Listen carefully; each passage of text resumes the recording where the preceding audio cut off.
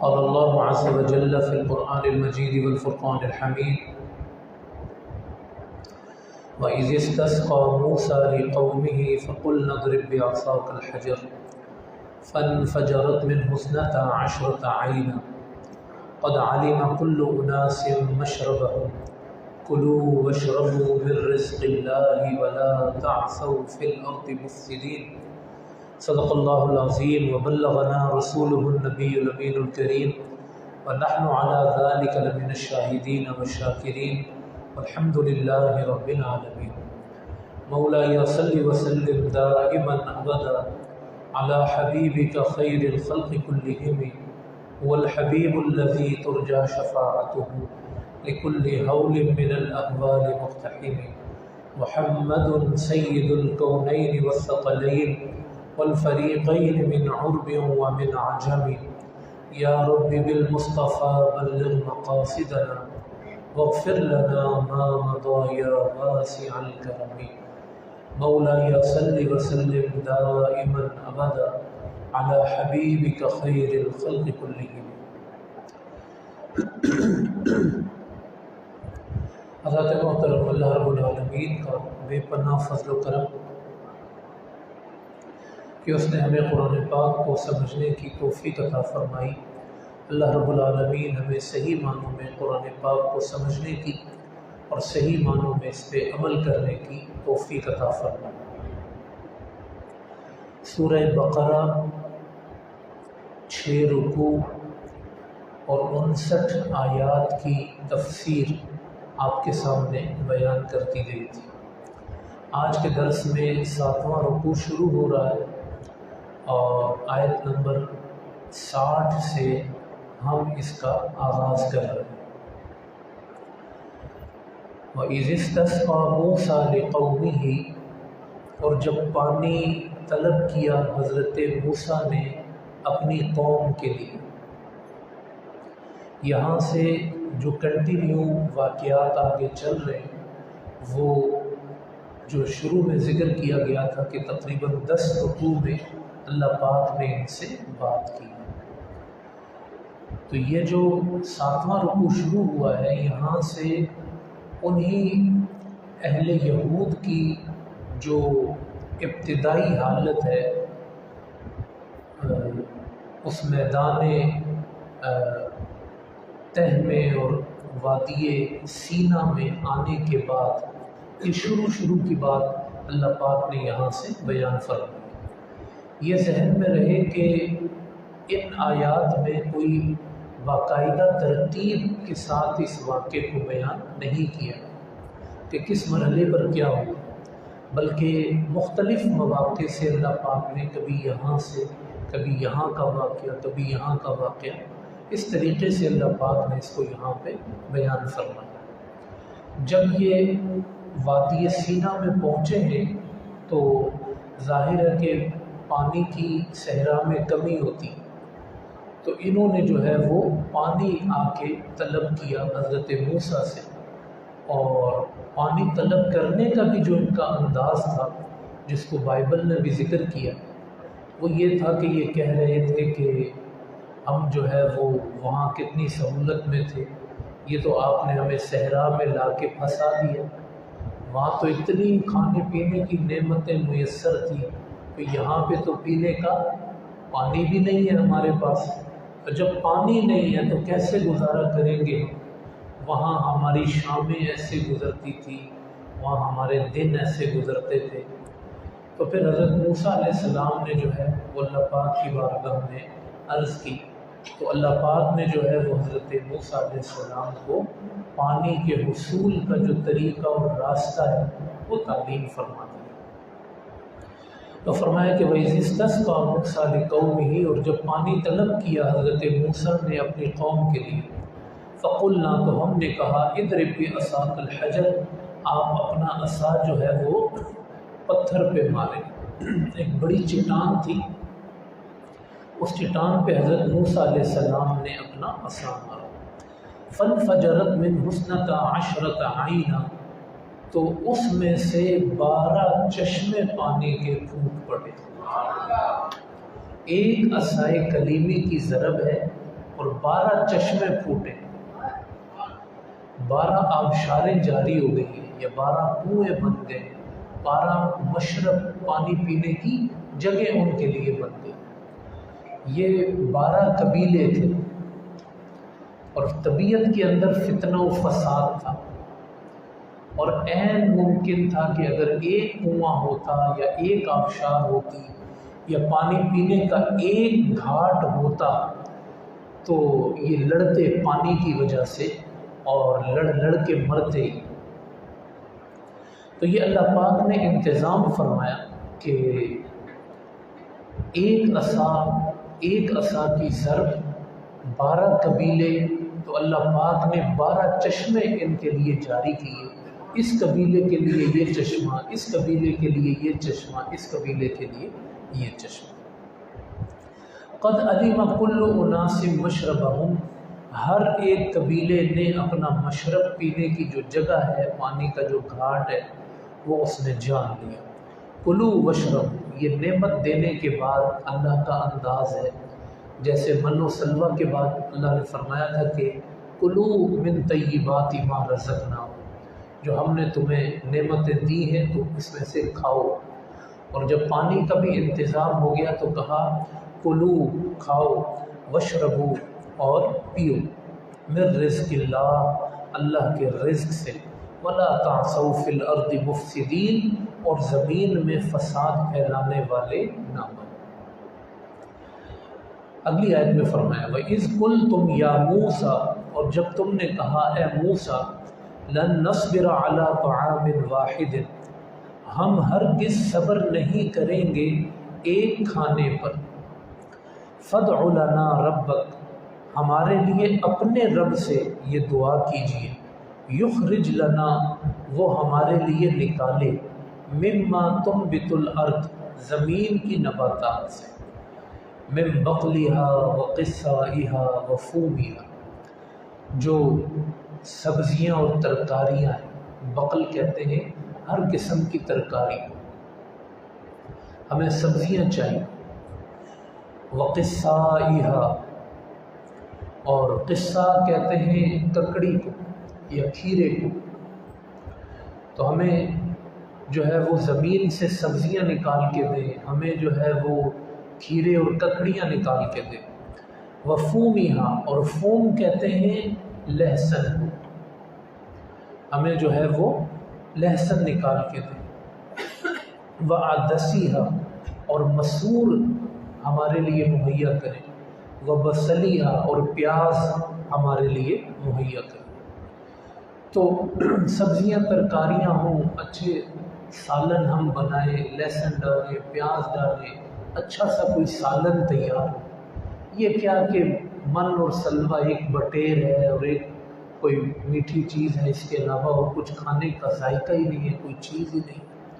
کتنے اچھے دن تھے وہ کہ ہم مصر میں دریائے نیل کے کہیں کنارے رہتے تھے، وہاں سے مچھلیاں نکالتے تھے، مفت کی مچھلیاں ہمیں ملتی تھی، کبھی مچھلی کھا رہے، کبھی سبزیاں کھا رہے، کیا کیا ہمیں وہاں نعمتیں میسر تھیں۔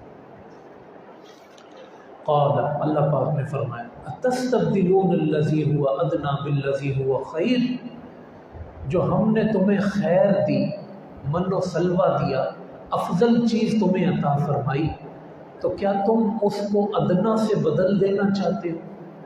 ہم تمہیں من و سلوہ دے رہے ہیں، تم پیاز اور تھوم، پیاز اور لہسن مانگ رہے ہو۔ اہبطوا مصر، تو اتر جاؤ پھر کسی شہر میں، کسی شہر کو تلاش کر لو، وہاں جاؤ، فإن لکم ما سألتم، وہاں تمہیں ہر چیز مل جائے، جو تم مانگو گے، شہر میں جا کے محنت کرو، جو تم اپنے لیے حاصل کر سکتے ہو وہ کر لو۔ اب یہاں دیکھیں اللہ پاک نے اس کو ذکر کر کے پوری ان کی ذہنیت بیان فرمائی، جو امت مسلمہ کے لیے ایک بڑا درس ہے، امت مسلمہ کے لیے بڑا سبق ہے۔ وہ کیا کہ اگر انسان کو آزادی میں تھوڑا ہی کھانے کو ملے، اگر آزادی میں کچھ روکھا سوکھا ہی مل جائے، وہ 1000 درجے بہتر ہے ان حلووں سے، ان تعیشات سے، ان عیاشیوں سے جو انسان کو غلامی کی زندگی میں نصیب۔ اب ان کی آپ گراوٹ دیکھیں کہ یہ آزادی کے عالم میں من و سلوہ کی قدر نہیں ہے، اور غلامی کے عالم میں جو یہ ترکاری کھاتے تھے وہ ان کو یاد آ رہا ہے۔ تو ان کے لیے غلامی پسندیدہ ہے۔ یہ تعیشات کے عادی ہیں، یا گرنے کے عادی ہیں، یا جی حضوری کے عادی ہیں، یا کسی کے آگے لگ کے کام کر کے جھڑکیں کھا کے ڈانٹ ڈپٹ کھا کے حقیر بن کے ان کو زندگی گزارنا پسند۔ یہ ان کا قومی مزاج بن گیا تھا۔ جب کسی قوم کا یہ مزاج بن جاتا ہے، آج بھی آپ دیکھ لیں پوری امت کو، امت مسلمہ 1.25 ارب ہے جی، 1.5 ارب ہے، 6 ارب کی آبادی، یعنی دنیا میں ہر 6واں آدمی مسلمان ہے، اتنی بڑی آبادی، لیکن آپ کیفیت دیکھ لیں، ذہنی غلامی دیکھ لیں کہ کوئی اپنی عہد رفتہ کا کوئی جہاد، کوئی کسی کی آنکھوں میں آنکھیں ڈال کے کھڑے ہونا، جی فلاں خطہ ہماری شہ رگ ہے، لیکن اس شہ رگ پہ کوئی کچھ بھی کرتا رہے، ہم نے جہاد کا نام نہیں لینا، عزت کا راستہ نہیں اپنانا۔ تو جب ایک انسان تعیشات پر، عیاشیوں کا عادی ہو کے جب وہ آرام پرست ہو جاتا ہے، اس کی بولی ایسی بن جاتی ہے۔ اس کو آپ عہد رفتہ کے آئینے میں بھی دیکھ سکتے ہیں اور عہد موجود کے آئینے میں بھی دیکھ سکتے ہیں۔ تو انہوں نے خود اپنے آپ کو، اللہ پاک فرما رہا ہے کہ ہم نے تمہیں غلامی سے آزادی دی، ہم تمہیں صحرا میں لائے، صحرا میں لا کے ہم تمہارے دفاع کو مضبوط کر، تمہیں چاق و چوبند بنا، اچھی غذا، جنت سے غذا تمہیں دے، تمہیں کوئی ٹینشن نہیں ہے کہ کمانا کہاں سے، پورا کہاں سے کرنا، زمین سے چشمے نکل رہے، پانی بھی موجود، کھانا بھی موجود، کپڑا بھی موجود، رہائش بھی موجود، سب کچھ اللہ نے تمہیں دے دی۔ ٹارگٹ کیا دیا کہ اب اپنے لیے آگے کی دنیا خود بساؤ، فلسطین پہنچو، اس کو فتح کرو، اپنا شہر بناؤ۔ اور تم کیا سوچ رہے ہو کہ یار کہاں پھنس گیا، واپس جاتے وہیں اچھا تھا، غلامی اچھی تھی، کوئی ہمیں پیاز ترکاریاں تو ملتی تھی۔ کتنا فرق ہے۔ خدا کسی قوم کو کہاں لے جانا چاہتا ہے اور وہ قوم کہاں جانا چاہتی ہے۔ تو یہ تصویر کھینچی اللہ پاک نے، یہ کوئی ویجیٹیبلز اور ککڑیوں اور یہ اللہ نے کیوں ذکر کیا؟ یہ ان کی ذہنی سطح بتائی اللہ پاک، ایک ایک لفظ ان کا دہرایا، پیاز چاہیے، لہسن چاہیے، مسور چاہیے، ایک ایک لفظ اللہ نے ان کا دہرایا کہ یہ مانگ رہے تھے اس وقت جب خدا نے ان کو اعلیٰ و عرفہ من و سلوہ عطا فرمایا۔ ہم زمین پر فضاؤں سے، آسمانوں سے ان کے لیے پرندے بھیجتے تھے، اور ان کو کوئی ہم ٹارگٹ دیتے تھے، اور ان کو کوئی مقصود دیتے تھے، کوئی جینے کا رنگ ڈھنگ سکھاتے تھے، لیکن ان کی بولی ایسی تھی۔ اتر جاؤ، پھر جاؤ، ٹھیک ہے، فَإِنَّ لَكُمْ مَا سَأَلْتُمْ۔ اب اس کا نتیجہ کیا نکلے گا؟ وَضُرِبَتْ عَلَيْهِمُ الذِّلَّةُ، ان پر ذلت تھوپ دی گئی، وَالْمَسْكَنَةُ، محتاجی تھوپ دی گئی، وَبَاءُوا بِغَضَبٍ مِّنَ اللَّهِ، اور یہ لوٹے تو اللہ کے غضب میں لوٹے۔ جیسے کوئی ہم سیمنٹ وغیرہ تیار کرتے ہیں، اس کو تیار کر کے ہم ایسے دیوار پہ مارتے ہیں، وہ انداز ہے اللہ کا۔ ضربت علیہم الذلہ، ضربت یعنی خود مانگی ہے، تو اللہ نے کہا یوں اٹھا کے ان کے اوپر ذلت پھینکی ہے اللہ نے۔ والمسکنہ، اور محتاجی، خدا تمہیں بلند کرنا چاہتا ہے، تم ذلت میں جانے چاہتے ہو۔ تم گرنا چاہتے ہو، تمہیں غلامی عزیز ہے، محتاجی عزیز ہے، تو یہی ہوگا، غلام بنائے جاؤ گے، مارے جاؤ گے۔ پھر ان کی پوری ہسٹری میں نے ایک دفعہ آپ کے سامنے رکھی ہے کہ 2 دفعہ ان کی تاریخ میں عظیم الشان بادشاہوں نے حملہ کر کے جو ان کا حال کیا ہے اور لاکھوں لوگ ان کے مارے گئے ہیں۔ یہ پچھلی امت مسلمہ کے احوال۔ ذالک بانہم، یہ جو ان پر ذلت تھوپی گئی، اللہ پھر فرماتا ہے وہی جو فرد جرم عائد کی گئی، کانوا یکفرون بآیات اللہ، یہ اللہ کی نشانیوں کا انکار کرتے، قدر نہیں کی انہوں نے، ناشکری بھی کی، کفر بھی کیا۔ وَيَقْتُلُونَ النَّبِيِّينَ بِغَيْرِ الْحَقِّ، اور یہ ایسے ظالم ہیں کہ یہ نبیوں کو قتل کرتے ہیں۔ سب سے پہلے حضرت زکریا علیہ السلام کو انہوں نے قتل کیا۔ ان کا بادشاہ تھا یوآس، وہ پھر آگے کی اس کی ہسٹری، اس نے جو ہے وہ اسی بیت المقدس کے اندر، ہیکل کے اندر حضرت زکریا علیہ السلام کو سنگسار کیا گیا ہے۔ جیسے ایک بادشاہ ہے وہ بگڑ گیا، کوئی حکمران ہے وہ بگڑ جائے، اور جو وقت کا نبی ہے اسی کے خلاف کھڑا ہو جائے۔ اب نبی تو آپ کو ٹھیک کرے گا، نبی تو آپ کی حکومت ٹھیک کرے گا، آپ کی بادشاہ ٹھیک کرے گا، آپ کے کرتوت ٹھیک کرے گا، آپ کی عیاشیاں ٹھیک کرے گا۔ تو اس بادشاہ کے پاس 2 راستے، یا تو وہ نبی کو فالو کرے یا نبی کو راستے سے ہٹنا۔ تو ان ظالموں نے یہ آپشن چنا، یہ ان کی ہسٹری ہے جس کو قرآن نے بیان کیا کہ کہا کہ زکریا راستے میں آتے ہیں تو ہٹا دو، قتل کر دیا۔ تو حکومتیں اس قدر باغی ہو جاتی ہیں خدا کی، خدا کے قانون کی اور خدا کے نبیوں کی، کہ ان کا بس چلے تو نبی کو قتل کر دیتے، صرف اپنی حکمرانی اور اپنی عیاشیوں کی۔ دوسرے انہوں نے حضرت یحییٰ علیہ السلام قتل کی، وہ ایک اور بادشاہ تھا ان کا اگلے زمانے کا، اس نے حضرت یحییٰ علیہ السلام کو قتل کیا، اور یہاں تک اس کی ذلت تھی کہ ان کا سر جو ہے وہ قتل کرنے کے بعد اپنی معشوقہ کو اٹھا کے پیش کیا، ایک نبی کا سر۔ پہلے وہ جیل میں رہے، قید میں رہے، پھر ان کو شہید کیا۔ اور یہی کام انہوں نے حضرت عیسیٰ علیہ السلام کے ساتھ بھی کرنا چاہا، یہودیوں نے۔ ان کے لیے پورا انہوں نے سولی کا بندوبست کیا، انتظام کیا۔ ٹکراؤ وہی، نبوت اور بغاوت، نبوت اور کفر، نبوت اور عیاشیاں، نبوت اور بادشاہ، نبوت اور حکومت، یہ سارے ٹکراؤ رہے۔ تو انہوں نے کہا نبیوں کو قتل کر دیں۔ تو حضرت عیسیٰ علیہ السلام کو انہوں نے کہا کہ ان کو سولی چڑھا دیں، اور پورا بندوبست کر دیا، اور حضرت عیسیٰ کو سولی پہ چڑھا دیا۔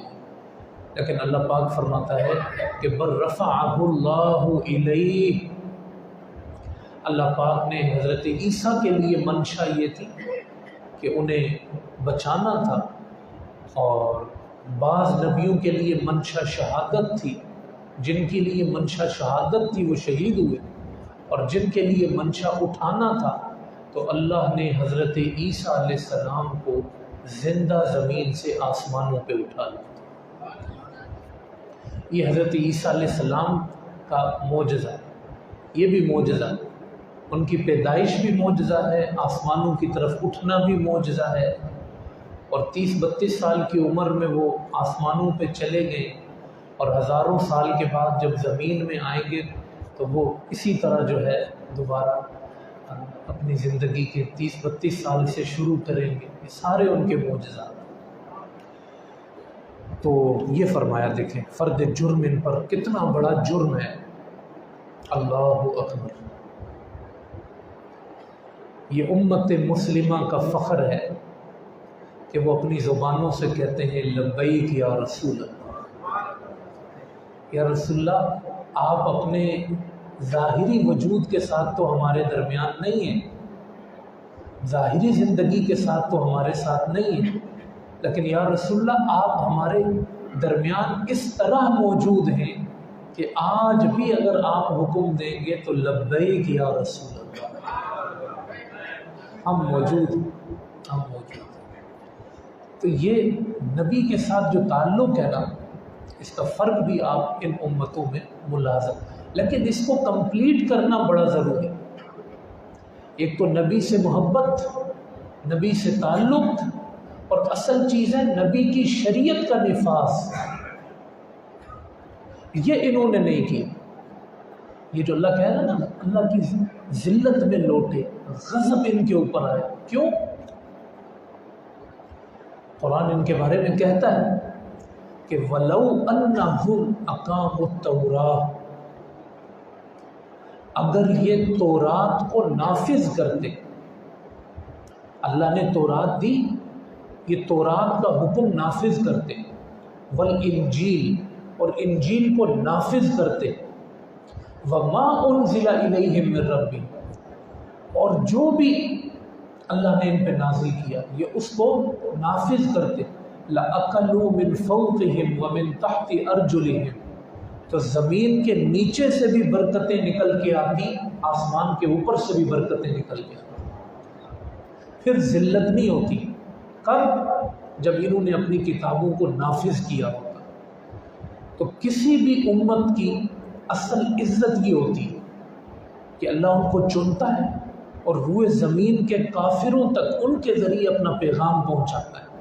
اگر وہ یہ نہ کریں تو وہ کافروں سے زیادہ بدتر ہو جاتے ہیں ظاہری زندگی کے اندر، یعنی وہ کافر ان پہ غالب آ جاتے ہیں کہ انہوں نے اپنے آپ کو مقام کے اعتبار سے گرایا خود ہوتا ہے، یعنی آپ کو اللہ نے فضیلت دی، فضلتکم علی العالمین، میں نے تمہیں جہانوں پہ فضیلت دی، آپ میرا حکم پہنچائیں، کس کے پاس پہنچائیں؟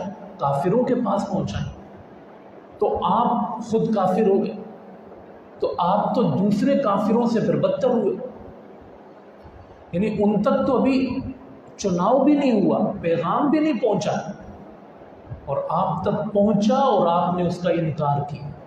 نبی آئے تو قتل کیا، کتابیں آئیں تو اس میں تحریف کی، حکم آیا تو اس کا انکار کیا، تو پھر آپ تو ان سے بھی بدتر ہو گئے، عام کافروں سے۔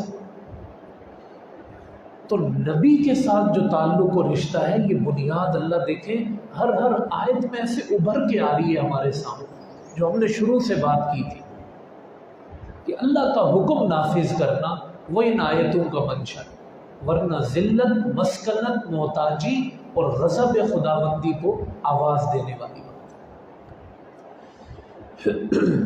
وَيَقْتُلُونَ النَّبِيِّينَ بِغَيْرِ الْحَقِّ، اور یہ قتل کرتے ہیں نبیوں کو بغیر حق کے۔ ذَلِكَ بِمَا عَصَوْا وَكَانُوا يَعْتَدُونَ، کیا وجہ ہے؟ بِمَا عَصَوْا، یہ اللہ کے نافرمان ہو گئے، وَكَانُوا يَعْتَدُونَ، اور یہ حد سے تجاوز کیا کرتے ہیں۔ یہ رکوع مختصر ہے، اگلا رکوع بھی تھوڑا سا ہم آگے پڑھیں گے، آیات کا مفہوم ہوئی۔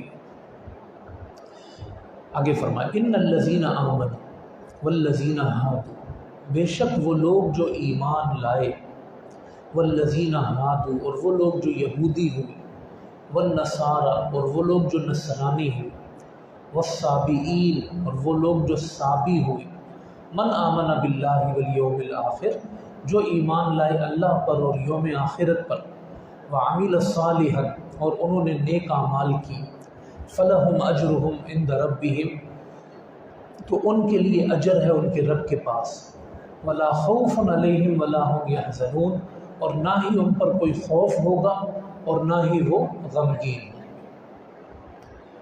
اللہ پاک نے چند گروہوں کا ذکر کیا ہے، ایمان والے، مومن،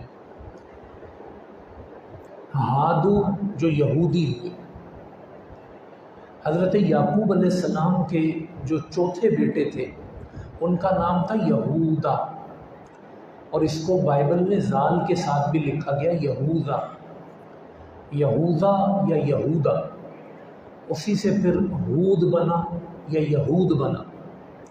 وہ جو یہودا بیٹے تھے ان سے یہ 12 قبیلے آگے چلے ہیں، جن کا ذکر آ رہا ہے کہ یہ 12 خاندان تھے اور 12 قبیلے تھے۔ باقی قبیلے غیر معروف ہوئے، یہ یہود کے نام سے آگے ان کی نسلیں چلی۔ حضرت یعقوب علیہ السلام کے چوتھے بیٹے سے، اور انہی کی طرف انبیاء کرام مبعوث ہوئے۔ نسل بھی ان کی تھی، ان کی تعلیم کے لیے بھی نبی آتے تھے، تو یہ یہود ہیں۔ اور پھر ان میں بھی کچھ فرقے بنے، لیکن آگے چل کے پھر یہ یہود کے نام سے دنیا میں مشہور ہوئے۔ تیسرا گروہ اللہ پاک نے ذکر کیا نصارہ۔ نصارہ جو ہیں یہ عیسائی کہلاتے ہیں عموماً، لیکن یہ ذہن میں رہے کہ آج کل کی جو عیسائی ہے نا، وہ اپنے آپ کو نصارہ کہنا پسند نہیں کرتے، اور ان کے جو ابتدا کے لوگ تھے، متقدمین تھے، وہ اپنے آپ کو نصارہ کہتے تھے۔ عیسائیوں میں جو مشہور ہے نا وہ 2 گروہ ہیں۔ ایک گروہ وہ ہے عیسائیوں کا کہ جو شمعون خلیفہ تھے جو نبی کے، ان کی انہوں نے پیروی کی، اور ان کے فالوورز تھے، ان کے زمانے کے تھے، حضرت شمعون کے۔ یہ نصارہ کہلاتے تھے اور اپنے آپ کو نصارہ کہنا پسند کرتے تھے۔ اچھا، حضرت عیسیٰ علیہ السلام جو ہے نا، وہ جس بستی میں آئے تھے اس کا نام تھا ناصرہ، تو اس نسبت سے بھی یہ نصارہ کہلایا۔ قرآن نے اس کو ڈبل میننگ دے دی، ان کو نصارہ بول کے ڈبل میننگ دی۔ ڈبل میننگ کیسے دی؟ کہ ایک تو یہ جس نبی کے فالوورز ہیں بنیادی طور پر وہ خود کہاں کے تھے؟ ناصرہ کے تھے، تو ایک تو ناصرہ نصارہ وہ نسبت آ گئی۔ دوسرا، یہ اپنے نبی کے کام کو جو آگے بڑھانے والے تھے نا، حضرت شمعون کا جو خاص کر فالوورز کا، یعنی فرقے بہت سارے، لیکن جو ان میں حق پہ رہے ان کو قرآن نے نصارہ کہا، اپنے نبی کے مددگار بھی بنے۔ تو دیکھیں دونوں معنی کی طرف ناصرہ والوں کو قرآن نے نصارہ کہہ دیا،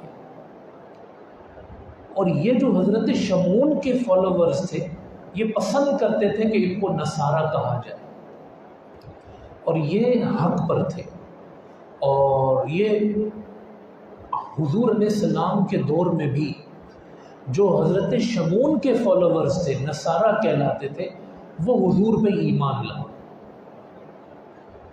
قرآن نے ان کو یوں ذکر کیا ہے کہ وَلَتَجِدَنَّ أَقْرَبَهُمْ مَوَدَّةً لِلَّذِينَ آمَنُوا، ان کا ایک گروہ ایسا ہے جو محبت کرنے میں ایمان والوں کے سب سے زیادہ قریب ہے، یہ مسلمانوں سے قریب۔ قالوا انا نصارا، اور یہ کہتے کیا ہیں؟ یہ کہتے ہیں ہم نصارہ۔ تو نصارہ جو ہیں عیسائیوں میں، یہ حضرت شمعون کے فالوورز اپنے آپ کو پسند کرتے تھے، کہتے تھے کہ ہم نصارہ ہیں، اور عہد نبوی میں انہوں نے حضور پر ایمان لایا، یہ مسلمان ہو۔ دوسرے ان کے فالوورز ہیں باربلوس جو خلیفہ تھا، اس کے ماننے والے، وہ شدت پسند تھے، اتنے شدت پسند تھے، کہتے تھے ہمیں نصارہ نہیں بولنا۔ تو ان سے کہا گیا کہ حضرت عیسیٰ علیہ السلام کی بستی ناصرہ ہے، کہتے تھے اتنی چھوٹی سی بستی ہے، ہم بڑے لوگ، ہماری اس چھوٹے سے گاؤں کی طرف نسبت نہیں کرو۔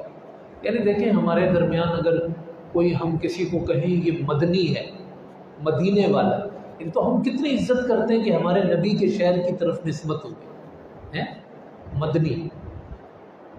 وہ کہتے تھے ہمیں نصارہ نہیں بولو، وہ تو چھوٹا سا گاؤں تھا، ہم بڑے شہر کے رہنے والے، چھوٹے گاؤں کی طرف ہمیں منسوب نہ کرو۔ یہ بڑے شدت پسند تھے، یہ گمراہ ہوئے، یہ عہد نبوی میں بھی گمراہ ہیں، اور آج دنیا میں جو عیسائی ہیں یہ وہی گمراہ ہیں۔ اس میں حضرت شمول کے فالوورز اب دنیا میں بہت کم ہیں، جو اپنے آپ کو نصارہ کہتے ہیں، اور وہ مسلمانوں سے ذہنی طور پہ قریب ہیں۔ وہ آپ کے ساتھ بیٹھیں گے، فساد نہیں کریں گے، فتنہ نہیں کریں گے، مسلمانوں کے خلاف سازش نہیں کریں گے۔ اور یہ جو دوسرے ہیں یہ تو اپنے نبی کے نہیں ہیں، اور کس کے ہوں؟ تو میں نے نصارہ کا یہاں پہ لفظ آیا ہے تو اس کی تھوڑی سی آپ کے سامنے وضاحت کر دی ہے کہ قرآن نے گروہوں کا جب ذکر کیا، فرمایا ان الذین آمنوا، ایمان والے، اور وہ جو یہودی ہیں اور وہ جو نصارہ ہیں۔ اور نمبر 4 والسابئین، اور جو سابی ہیں۔ سابق جو ہیں ان کے بارے میں مختلف اقوال ہیں کہ سابق کون؟ سابق ایک تو کہا جاتا ہے کہ عراق کے اندر ایک فرقہ تھا، ایک مذہب تھا، اور یہ ستارہ پرست تھے، ستاروں کی پرستش کرنے والے تھے۔ ایک قول ان کے بارے میں یہ ہے۔ دوسرا ان کے بارے میں یہ کہا جاتا ہے کہ یہ حضرت ابراہیم علیہ السلام کی اولاد میں سے تھے اور نماز بھی پڑھتے تھے، لیکن آہستہ آہستہ پھر یہ گمراہ ہو گئے اور شرک اور کفر میں مبتلا ہو۔ لیکن نماز پھر بھی ان کے درمیان کچھ تھی، لیکن کفر و شرک میں چلے۔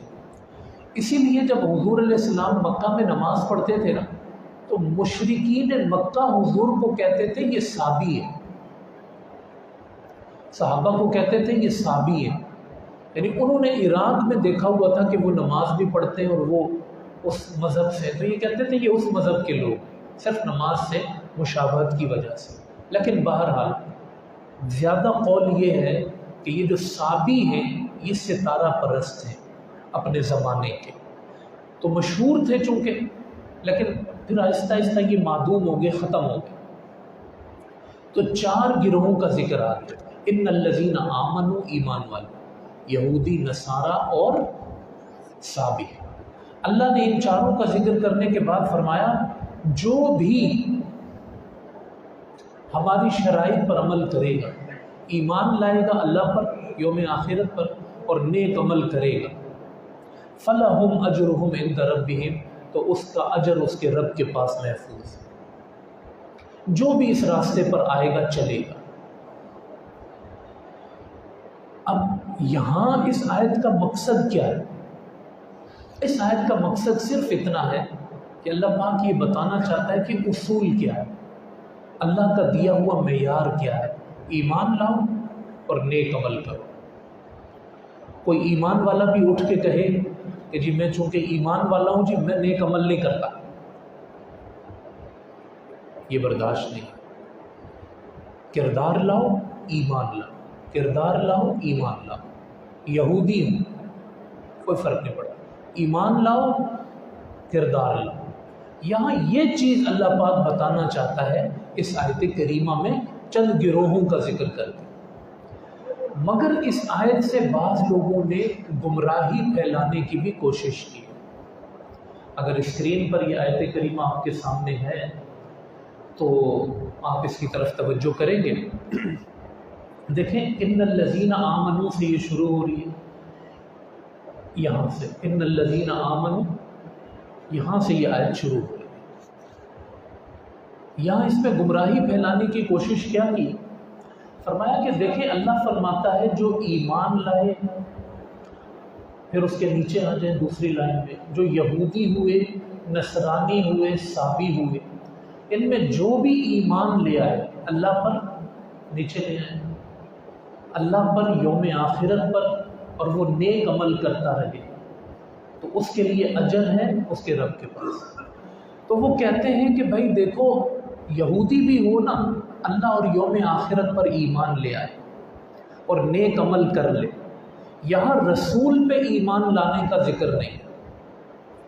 دیکھیں آمن باللہ والیوم الآخر وعمل صالح، تو کہتے ہیں یہودی بھی اللہ اور یوم آخرت پر ایمان لے آئے، نیک عمل کرتا رہے، تو وہ بھی فلا خوف علیہم، اس پہ بھی خوف نہیں ہوگا، اجر ہوگا، وہ بھی جنت میں جائے گا۔ یہ ایک یہودیوں کا بھی گمراہی قرآن سے استدلال کرتے ہیں، اور ہمارے ہاں بھی بہت سارے وہ ہود بھائی کے نام سے جو مشہور ہے یا اس طرح کے لوگ ہیں، کہتے ہیں سب جنت میں جائیں۔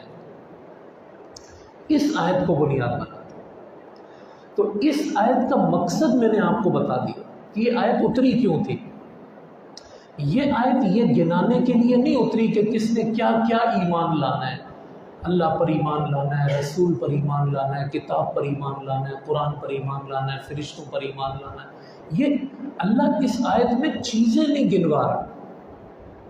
جو آپ کہہ رہے ہیں کہ جی رسول کے ایمان کا تو ذکر ہی نہیں ہے، اللہ چیزیں تو گنوا ہی نہیں رہا۔ اللہ یہاں صرف یہ کہہ رہا ہے کہ ایمان اور عمل صالح یہ دو چیزیں ہونی چاہیے ہر ایک۔ جب ایمان آ جاتا ہے، ایمان باللہ، اللہ پہ ایمان لانا، تو اس میں سارے ایمان آ جاتے ہیں۔ اس میں رسول پہ ایمان بھی آئے گا۔ جب آپ اللہ پہ ایمان لائیں گے تو اللہ کہے گا میرے رسول پہ ایمان لا، تو رسول پہ ایمان آئے گا، کتاب، سارے ایمان اس میں آ جائیں گے۔ ہم اس سے پہلے سورہ بقرہ کی آیت نمبر 40 میں پڑھ چکے ہیں۔ اللہ نے تو بات ہی حضور سے شروع کی تھی کہ اے بنی اسرائیل وعدہ پورا کرو، میرا عہد پورا کرو۔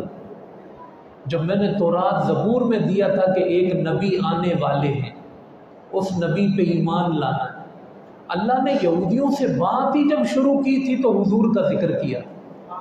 آیت نمبر 40-41 آپ کو یاد ہو، اور وہاں کہا تھا وَلَا تَكُونُوا أَوَّلَ کافر، پہلے کافر نہ بنو، یعنی جو حضور پر ایمان نہیں لائے گا وہ کافر ہے۔ تو 40-41 آیت میں تو اللہ کہے کہ نبی پہ جو ایمان اے یہودیو اگر تم نہیں لائے تو تم کافر ہو، تو یہاں اس آیت میں آ کے اگر کہے کہ اگر نبی پہ ایمان نہیں بھی لاؤ تو بھی بخشے جاؤ گے، تو یہ تو قرآن میں تضاد ہو گیا۔ سمجھ لیں نا بنیاد۔ تو اس آیت کریمہ سے لوگ غلط استدلال کر لیتے ہیں، اور یہ بعض جگہ ذکر کیا جاتا ہے، تو میں نے اس کو وضاحت کر دی۔ بڑی آسان سی چیز ہے یہ، کہ یہاں اگرچہ اللہ نے کاؤنٹنگ نہیں کی ہے کہ یہ بھی ایمان لاؤ، رسول پہ بھی، کتابوں، یہاں کاؤنٹنگ مقصود نہیں ہے، یہاں اللہ سب دنیا کو خطاب کر رہا ہے کہ جو جہاں ہے۔ آج دنیا میں کوئی کہتا ہے میں عیسائی ہوں، اللہ کہتا ہے آ جاؤ آپ سے بات کرتا ہوں، میں صابی ہوں، میں یہودی ہوں، یا میں مسلم ہوں، کوئی کچھ بھی کہتا ہے، اللہ اس سے خطاب کرے گا ایمان اور عمل صالح میرے پاس لے کر آؤ۔ جو ایمان لانے کی چیزیں ہیں سب پر ایمان لاؤ اور نیک عمل کرو۔ تو یہودی عیسائیوں کے لیے تو یہ آیت خطرناک ہے ہی، ہم مسلمانوں کے لیے یہ آیت اور زیادہ خطرناک ہے، کیونکہ دیکھیں ہم اللہ کے محبوب ہیں، اللہ کے محبوب کے محبوب ہیں، ہم نے کتاب میں تبدیلی نہیں کی ہے، سارے نبیوں کو مانا ہے، ساری کتابوں کو مانا ہے، پھر بھی اللہ ہم سے کہہ رہا ہے عمل صالح لے کر آنا۔ سورہ کہف میں اللہ فرماتا ہے من کان یرجو لقاء اللہ فلیعمل عملا صالحا، من کان یرجو لقاء ربی، جو اپنے رب سے ملنا چاہتا ہے، فلیعمل عملا صالحا، اس کو چاہیے کہ جا کے نیک عمل کرے۔ دو ٹوک، یہ اللہ کا انداز ہے بات کرنے کا۔ کیا تمہیں مجھ سے ملنے کا شوق ہے؟ جی یا اللہ آپ سے ملنا ہے تو نیک عمل لے کے آؤ۔ قرآن نے عمل صالح کے بغیر بات کی نہیں۔ آپ نیک عمل کیوں نہیں کر رہے؟ ان الذین آمنوا وعملوا الصالحات والعصر ان الانسان لفی خسر الا الذین آمنوا وعملوا الصالحات۔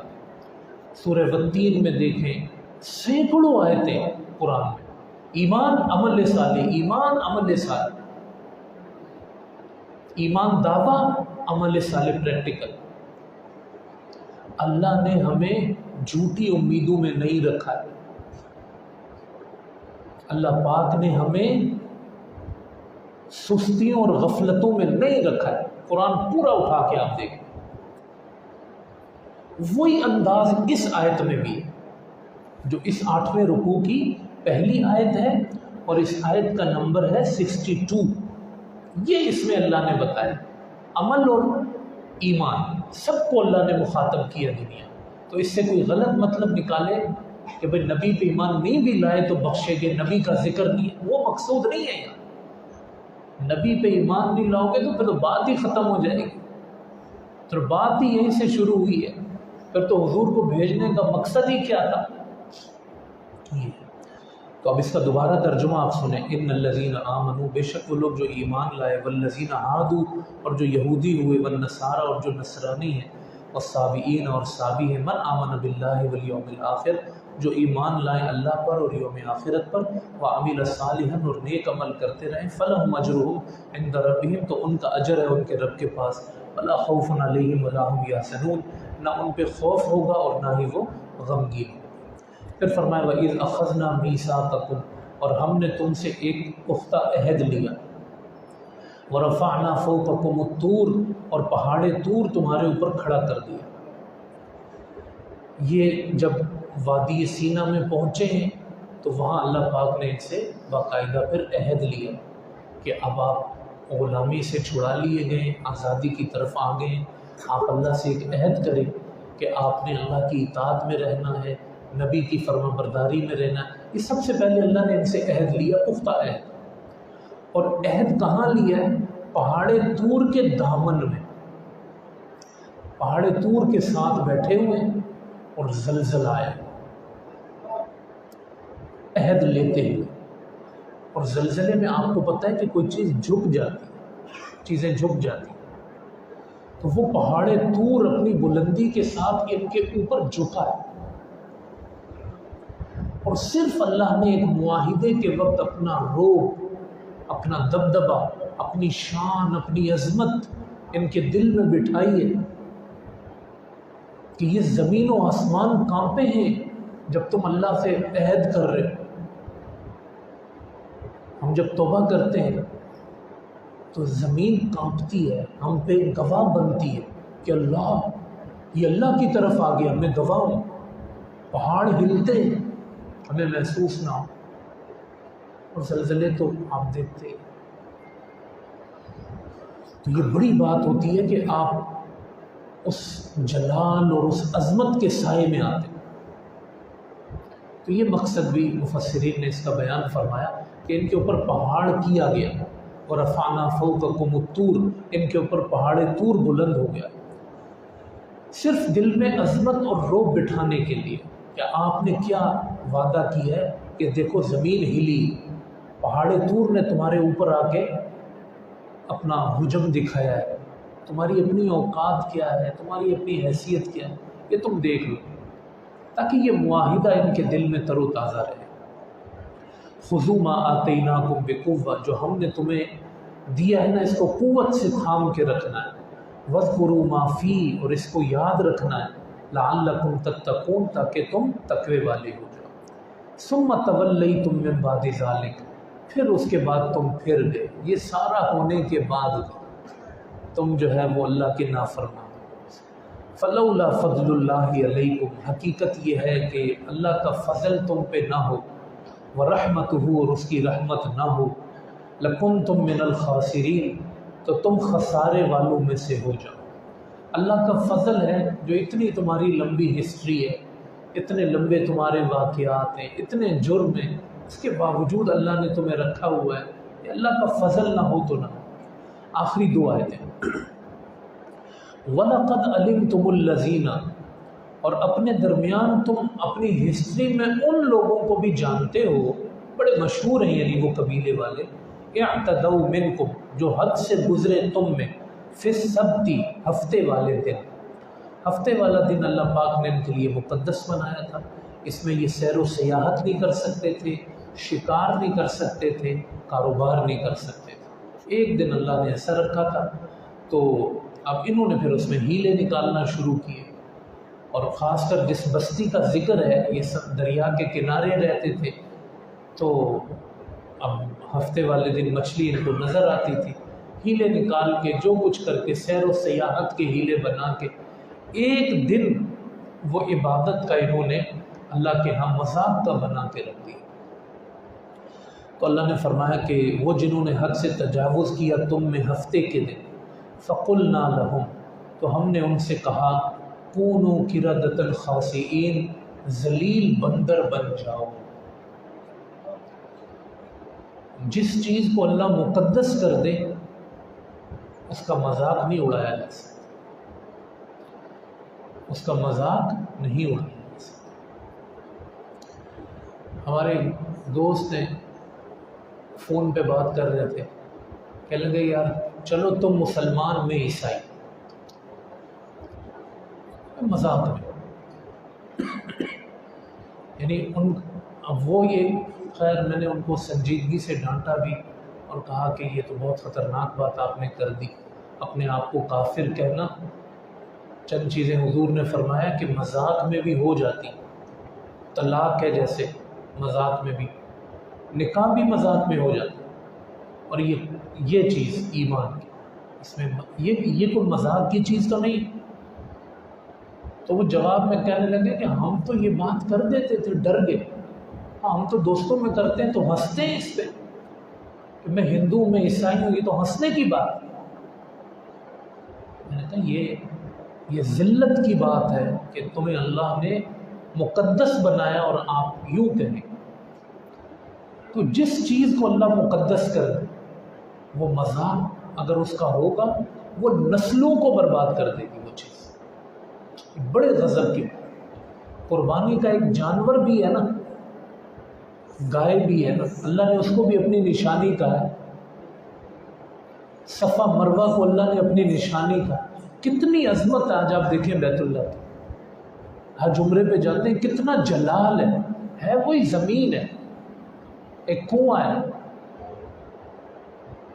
آپ جب صفا مروہ پہ جاتے ہیں کیا کیفیت ہوتی ہے، صفا کو دیکھتے ہیں، مروہ کو دیکھتے ہیں، پتھر ہے کی ایک عظمت ہے۔ تو اللہ کسی دن کو عظیم بنا دے۔ جمعہ والا دن کیسا ہوتا ہے، الگ سے لگتا ہے کہ نہیں، اس کی عظمت، ہیبت، روب، جلال ہے اس کا، اس کی نماز جو اللہ نے رکھی ہوئی ہے اس کی اپنی ایک ہیبت ہے، جلال ہے۔ لوگ دوڑتے ہوئے آتے ہیں جب خطبہ ختم ہو رہا ہوتا ہے، مسجد میں گھستے ہیں اور سلام پھرتا ہے تو بعض لوگ مجھے نظر آتے ہیں کہ مسجد سے باہر ہو رہے ہیں، کوئی دل میں عظمت نہیں جمعے کی۔ اکثر لوگ آپ دیکھیں گے باقاعدہ وضو، غسل، خوشبو، کپڑے سب کر کے اول وقت میں آئیں گے، مسجد میں بیٹھیں گے، سکون سے نماز۔ عظمت، یہ عظمت والے، یہ دل عظمت والے۔ تو اللہ نے کچھ دل عظمت والے رکھے ہوئے، کچھ جگہیں عظمت والی رکھی ہیں، کچھ مقام، کچھ انسان اللہ کا انتخاب ہے۔ تو یہ کیا کرتے تھے، اسی دن کو مذاق بناتے تھے۔ انہوں نے کچھ نہیں چھوڑا،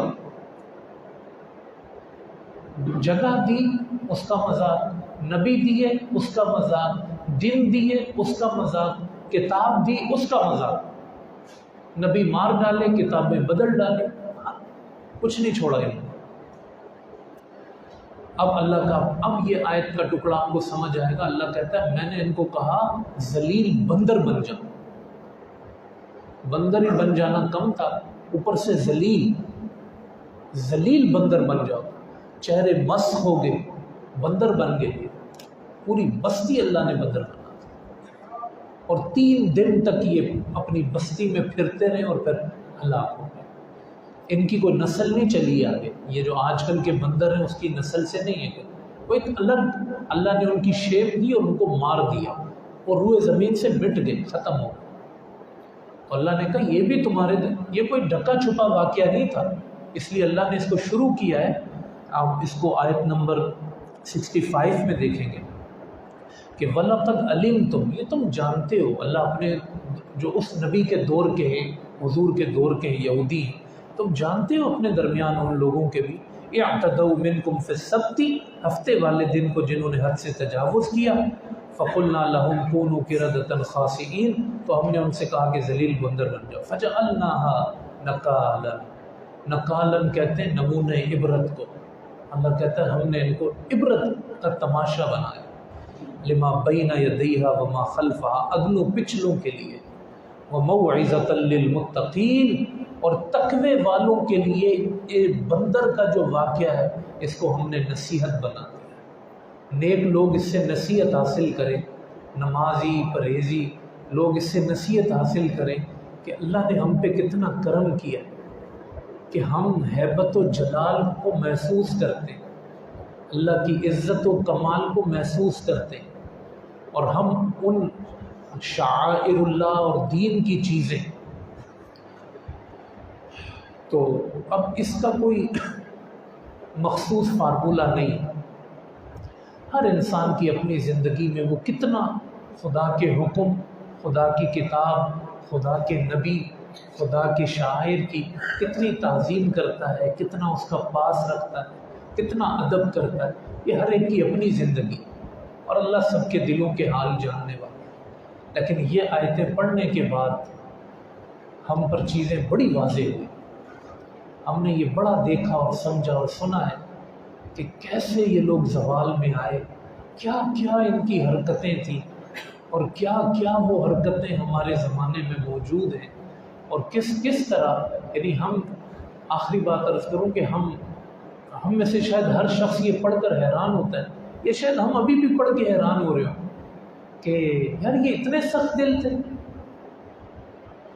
یہ کیوں نہیں مانتے تھے، یہ کیسے لوگ تھے۔ ہم اپنے آپ کو متقی بنا کے سائڈ پہ کر لیتے، حالانکہ قرآن نے یہ سب کچھ بتا دیا، اس کے باوجود لوگ پھر وہی آج بھی کر رہے ہیں۔ اب دیکھنے کی بات، جو سوچنے کی بات ہے کہ یہ تو کچھ بھی نہ ہوئے نا پھر، یعنی ان کی پوری ایک ویڈیو چلا دی ہے یہ اللہ پاک نے کہ یہ ایسے ایسے تھے، پھر اس کے بعد وہی کام پھر ہو رہے۔ یعنی انسان کے دل کی سختی کسی زمانے میں بھی ہو سکتی ہے، اور ہمارے زمانے میں ہم خود اس سختی کو محسوس کر رہے ہیں اگر ہم اس کی طرف راغب نہیں ہو رہے۔